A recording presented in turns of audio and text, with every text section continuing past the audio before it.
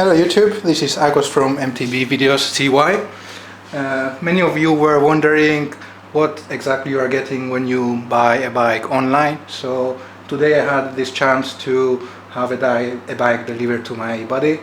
So this will show you pretty much what to expect when you buy something online. So together, step by step, we will build this bike and show you the basics, what you need to take care of once you have built your bike. So let's start. The first thing is to open up the box very carefully, not to scratch the frame, and try to take out the basics. So you might need some help with it. It's always best to have another person helping you.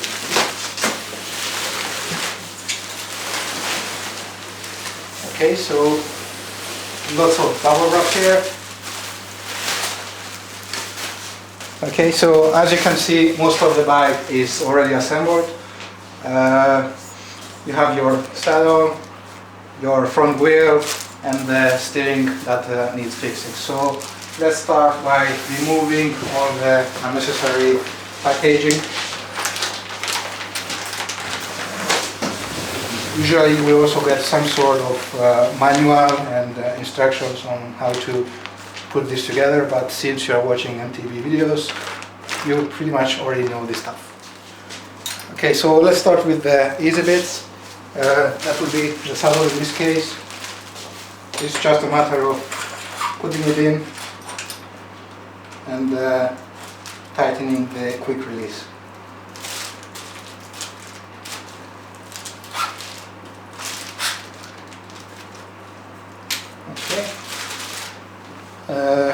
Next,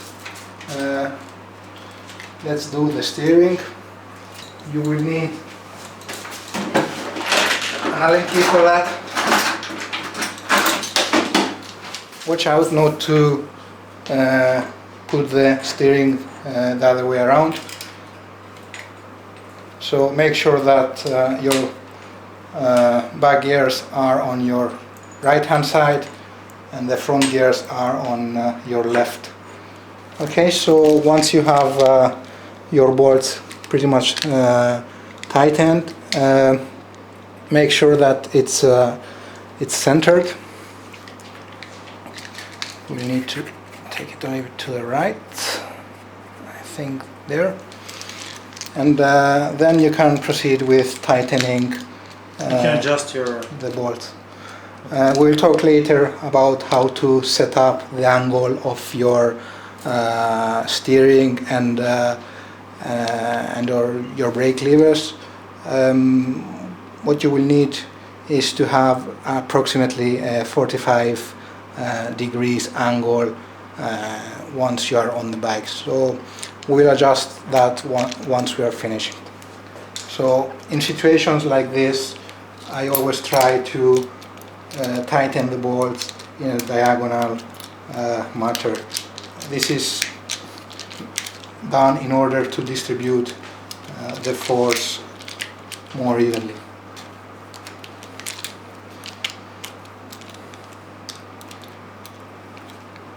Be careful not to over tighten your screws, otherwise you could end up damaging your steering, especially if it's made out of carbon.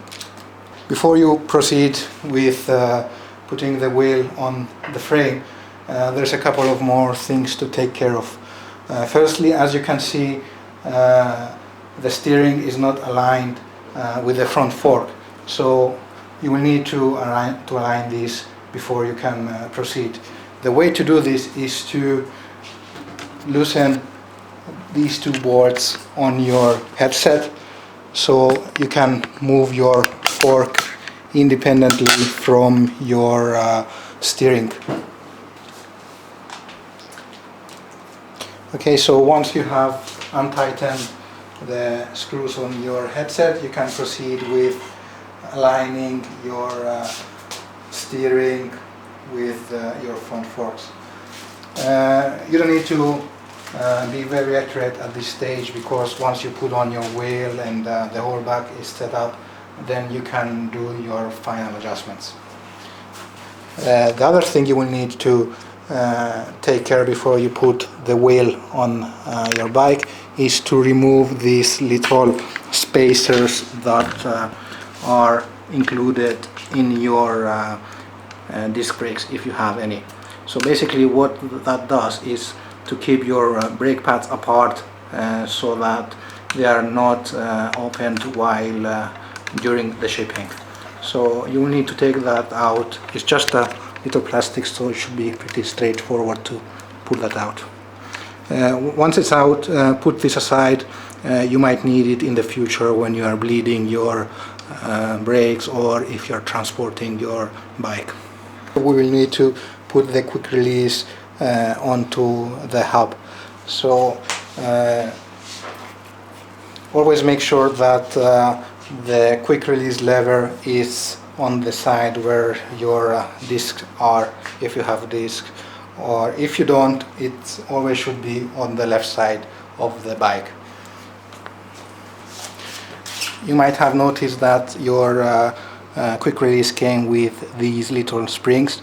These are there to keep your quick release from stacking onto your frame if it's open. So you will need to put one of these little springs to each of the sides of the quick release. So I have put one on the quick release lever side, then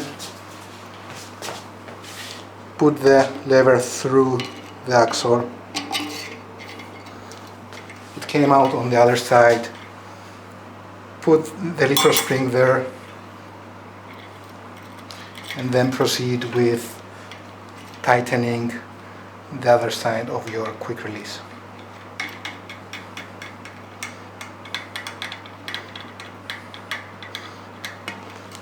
Okay, so now you're ready to put the wheel onto the bike.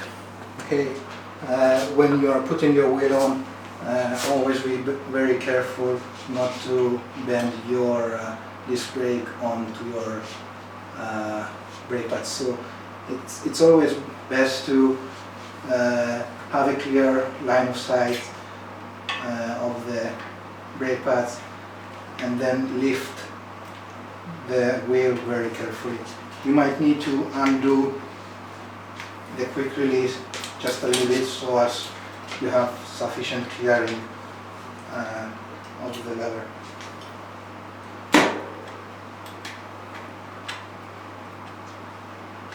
Once the wheel is in the drop-ups, tighten the quick release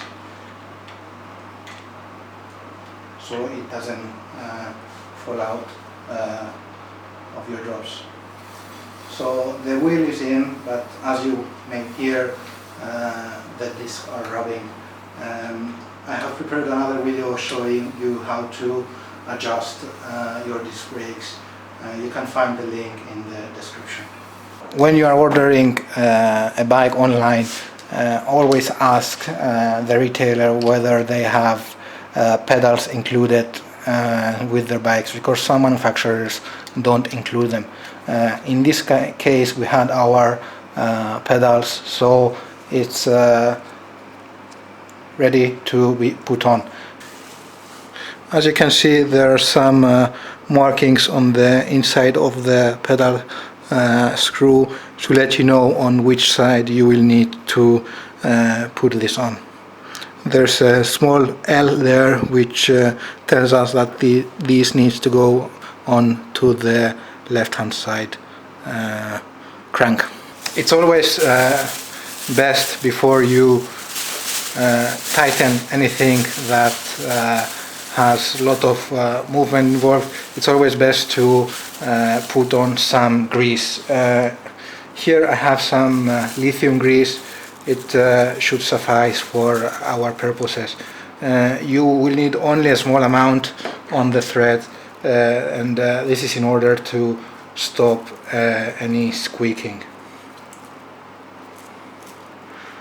So put a very small amount, wipe out any excess.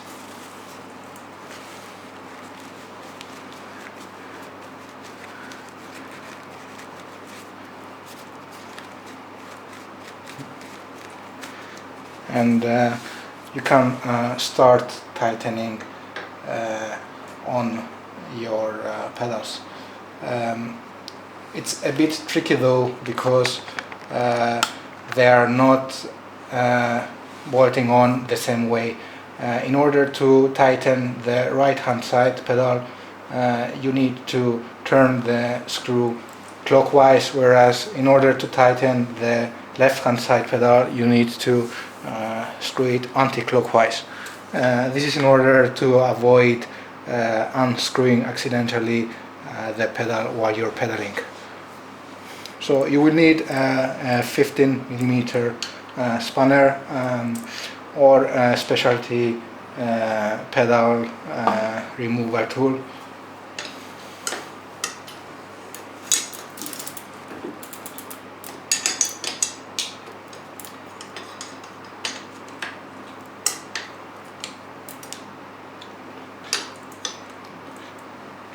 You don't need to use excessive force. So now you can repeat the procedure on the left hand side, but remember you need to turn the pedal anti-clockwise in order for it to tighten.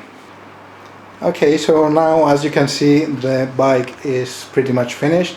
All you have to do now is the final micro adjustments, which include centering your disc brakes, setting your fork preload, and adjusting the gears if necessary. I will put the links for each of these video into the description, so you can watch them in your own time. Thank you very much for watching. Bye bye.